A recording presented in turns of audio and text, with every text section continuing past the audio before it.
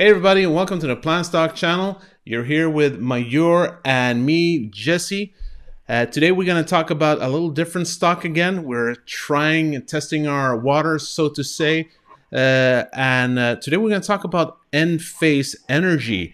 And I got to be honest with you guys, this is a company that I barely know anything about. I was just introduced to them by Mayur here, who has been invested for a couple of months and find them very interesting, and also that they kind of go hand in hand with our philosophy that we have been talking about lately, but we'll talk more about that in the future.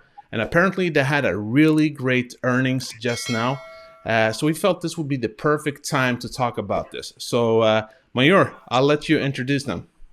All right, sounds good. So I'll just share my screen here. So Enphase Energy is one of the lesser known companies within the solar industry. And they have quite a different business model compared to most solar stocks, right? When we think of solar, we think of solar panel manufacturers. So like Tesla, Sunrun, or Canadian Solar. There's a number of solar PV manufacturers, the photovoltaic panel manufacturers, meaning the actual solar panels that go on people's roofs that everyone knows about. That's what we think of traditionally when we think of solar companies. Enphase, however, does something a little bit different. They have an entirely different business model. They are a manufacturer of semiconductors. So these are chips, basically. They branded as the IQ series of microinverters. So microinverters are these devices that you can see here. I'll just pull it up on the screen. And these are essentially semiconductors at their core.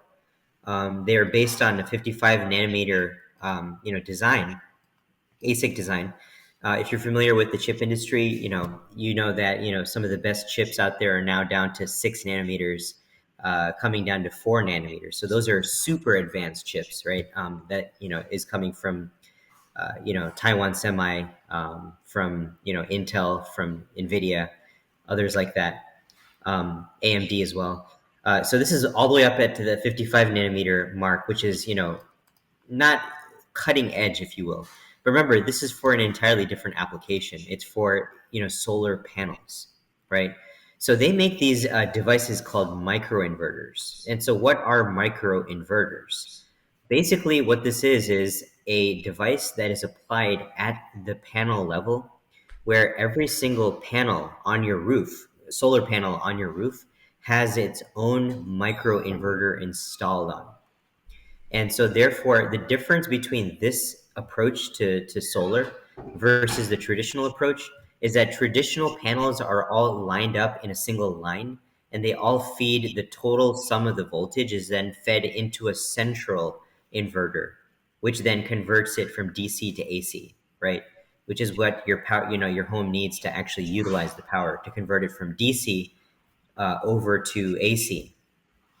Um, Now, the problem with how solar panels are made currently is that all of the solar panels on your roof generate the power.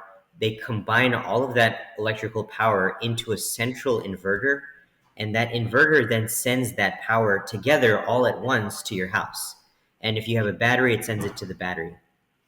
This is how traditional solar panels are made. The difference with the Enphase approach is that instead of using all of your panels and having a central inverter, you have an inverter at every single panel level. So what this allows you to do is control the overall solar system on your roof so that you don't always have to turn off your entire, solar array and then turn it back on all at once. So like, for example, if you have a battery, right, that is the sort of the intermediary between your house and your solar panels, right? You have solar panels on your roof. Many people choose to have a battery as well, which your solar panels charge, and then your house and all of its electrical needs uses power from the battery before it starts to go to the grid. The problem with this approach is that when you have a full battery, and if it drops down to say 90%, then it turns on all of the solar panels of your roof to then charge it back up to 100%, and then it has to turn off the entire solar array on your roof until it starts using power and drops down again below 100%. So it's constantly turning off and on your entire solar array, right? That's on your roof. With Enphase, it's different because with every single panel having its own microinverter, your battery gets to be a lot more efficient with controlling how much power your solar array is generating. Because if your battery is at 100% and it drops to 99%, you don't need to turn on your entire solar, roof to charge it back up to 100%, right? You only need to turn on maybe one panel or maybe two panels out of all the panels that you have. So this system, what it ends up doing is that it reduces the failure rate. So they actually talk about this, where how often do batteries go bad? Their batteries end up lasting longer than even Tesla batteries. 'Cause remember, Tesla is involved in energy as well. Yeah, I was going So to and ask about that. With if you compare this to the Tesla roofs on a Tesla wall. yeah, so Tesla is directly involved in this as well. Building obviously solar panels, as well as the Powerwall product, which is a battery. So Enphase does exactly that same thing. The only difference is that Enphase does not manufacture solar panels. They outsource that to solar panel manufacturers because the solar panel industry is a commodity business, right? It's a very bad business overall. Like the gross margins are very low for solar panel manufacturers. They're basically a commodity. Elon Musk has said this himself, that solar panels really are not going to get too much more efficient than they already are. So, solar panels have kind of reached a maximum point in terms of their power output and efficiency. So manufacturing solar panels really doesn't make sense because there's already many, many manufacturers that do this.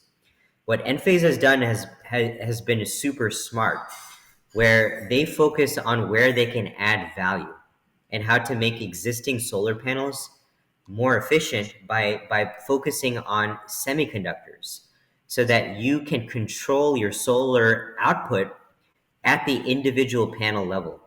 So let's say if for some reason there's, a tree falls on your roof, right? And, half of your panels are destroyed. Obviously your roof is probably going to be destroyed too, but let's just say for some reason your roof was not destroyed, but just the panels were destroyed.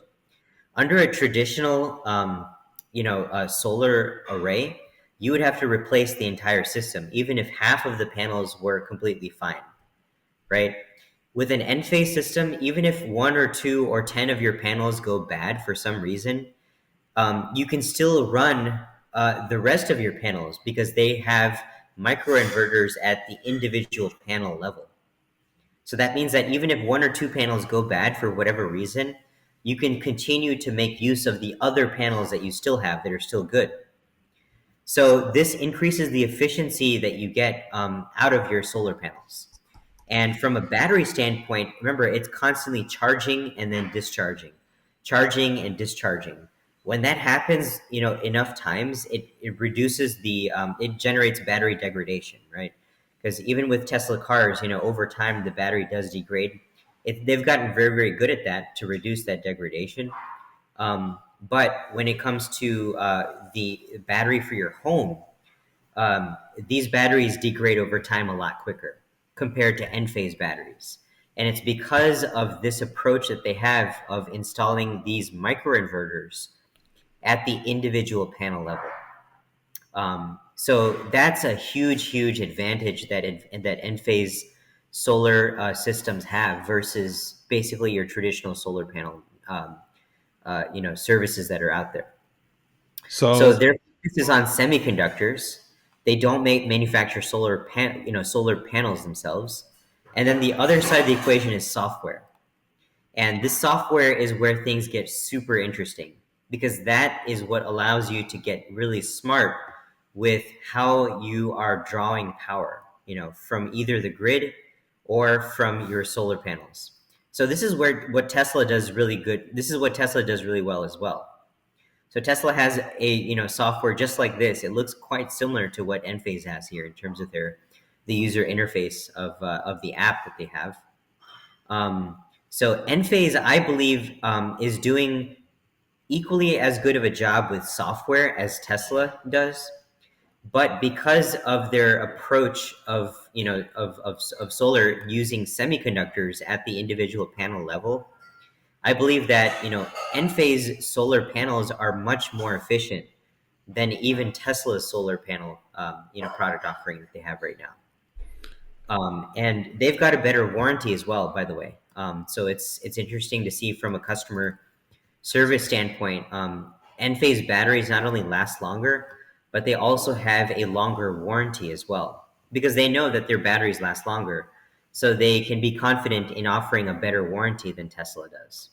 All right. So it does seem like there's a lot to really go into it, and we're probably going to talk a lot more about this company in the future. But what about their recent earnings then? So they just crushed earnings just now.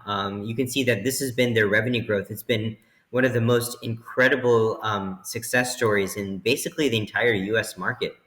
I think it's hard to find a company that has outperformed Enphase, but basically they've gone up by 200x over the past over the past 5 years, which is an incredible return. And they've delivered 48% CAGR since then. That's their revenue growth on the top line. Yeah, and when I took a look at their stock price, they're basically gone up over 2,000% since I think 2013. So as I was saying, this has been an incredible growth story. 48% revenue CAGR. They are generating 40% gross margins too. This is something that you never see within the solar industry. Solar stocks do very, very poor gross margins because, again, the solar PV business is a commodity business at this point, and it's very, very capital and labor intensive because you have to pay roofers to install your products. That's very, very labor intensive over multiple days. So this is a business that has chosen to avoid the solar panel manufacturing and instead focus on areas that are high value added. And that's why they're focused on semiconductors, right? Building these microinverter devices, as well as batteries. These are much better margin products. So they've got not just the revenue growth that is associated with the solar industry, but they've got much better margins too, at 40% gross margins. And you can see kind of a visualization of their entire product offering here. You have the cloud, the microinverters that connect the different panels together. So again, if one panel goes down, the rest of them can still continue to contribute power to your central battery that's installed here, and that's their IQ battery as well that they provide. So, and then they're getting into the EV charging business too. This is another huge thing. If you think electric cars are here to stay and are the next wave of of the future, they also do provide and they manufacture these level 3 charging devices too. Wow. So it's just an incredible business. Their total addressable market here is 4.8 billion on the residential side in 2022. That is, and by 2025, they estimate that's going to grow to about 6.2 billion, and 2 billion on the commercial side. So that's the actual total addressable market that they are directly involved in. A lot of times you hear total addressable markets that companies provide, and they're in the trillions of dollars. But that sounds huge, but sometimes that's just if you count everything, right? If you count not just what the company directly competes in, but ancillary or tangential areas as well. So it's kind of a sort of a disingenuous way of telling people about what your total addressable market is. But these guys, you can see they're very honest. They tell you that the solar industry is in the hundreds of billions of dollars, right? But you don't see those numbers here. You see the area in which they can directly take market share from. So this 6.2 billion is the number that I would say is directly related to their line of business today within the microinverters and residential battery industry. How big a Um, percentage do they have of that now, would you say? they have about 25% of that. Okay. They have about 25% of that right now. So this is their latest results here. They just reported earnings for Q1 2022. Record revenues at 441 million. That's 40% growth year over year versus Q1 of 2021. 7% sequential growth quarter over quarter. You can see their gross margins here at 40%. Non-GAAP gross margins at 41%. That's just excluding one-time items or stock-based compensation expense and other acquisition-related expenses. Again, best-in-class gross margins. You never see, not even Tesla, by the way. Tesla Energy has negative gross margins on the energy side. Yeah, I was going to ask about the So, competition. Are they all around these numbers in margin? no, no. Mm. So Enphase, doesn't really have true competition. Their competition is Tesla, um, because Tesla has great software just like Enphase does as well. But Tesla manufactures solar panels as well. So Enphase does not do that, right? So they have chosen their business model is not to get into solar panel manufacturing. They want to specialize in what they do best and where they can add value, which is on the semiconductor side, which very few people have experience with. So, at their heart, this is actually a semiconductor company. This is a chip manufacturing company, Enphase, and they've chosen to build chips specific to the solar industry. Right. So they partner with over 1,200 different installers and solar panel manufacturers. You can find Enphase microinverters in Canadian solar systems, in all these various other different, including Sunrun, which is actually the biggest solar panel producer in the United States. Sunrun. So they partner with all of these other solar panel manufacturers. They let them do what they do best, and they focus on what they do best. And that's where these results really come from. So 40% gross margins, you just don't see that anywhere in the solar industry. And then if you go all the way down, this is where things get just absolutely mind blowing. At the free cash flow level, this company is not just free cash flow positive, but if you run the numbers here, they've got 20% free cash flow margins. Whoa. So 40% gross margins, 20% free cash flow margins at the very bottom line. So again, you just can't see this very often. These numbers are just unheard of within the solar industry. So I think they're going to run away with it. They add value in a way that just about nobody else does, which is taking existing solar panels and making them much more efficient. So that way, they reduce the failure rate of solar panels, and they allow your battery to last longer versus the traditional system. I- So for people that want, a greater ROI in the long run, you would want to go with an Enphase system, I think, in my view. And And I'm that's why think there was so good. and I'm thinking, considering the market we are in right now and where we actually might be for a few years now, you want to be invested in companies that actually has these kind of free cash flow, right? And are we're talking about profitability, also the not just filling your portfolio with high risk companies, especially not in today's market. And Yeah, I mean, so it definitely trades at a high multiple to earnings or free cash flow. I think their multiple is kind of similar to Tesla, actually, at around 100 times. So it's definitely a very high multiple stock, right? So it's not value per se, but this multiple I think will continue because of their phenomenal, just absolutely phenomenal growth rate at 40% growth year over year. all right. Um, and I think that's going to continue because, like I said, the total addressable market that they're attacking is going to be well north of $6 billion, right? By 2025. So this is a company that can continue this incredible growth caker, and there's just a lot more room to run, I think, for this business that adds value over the traditional way of doing solar. All right. So, guys, if this is a company that you want to hear more about, if you want us to talk more about them, let us know down below in the comments. And these are the kind of companies we're going to talk more about. So let us know what you think about it. Give us a comment, guys, and give us a like. Don't forget to subscribe if you want more of this. And feel free, if you want to connect with Mayur or myself, feel free to go in to our free Discord channel down in the description and connect with Mayur on his Twitter account. All right, guys, that was it for today. And don't forget, this was not financial advice. These were just our own thoughts and opinions. It's important to do your own due diligence as always. We'll see you tomorrow and peace out. Thank you, Mayur. All right.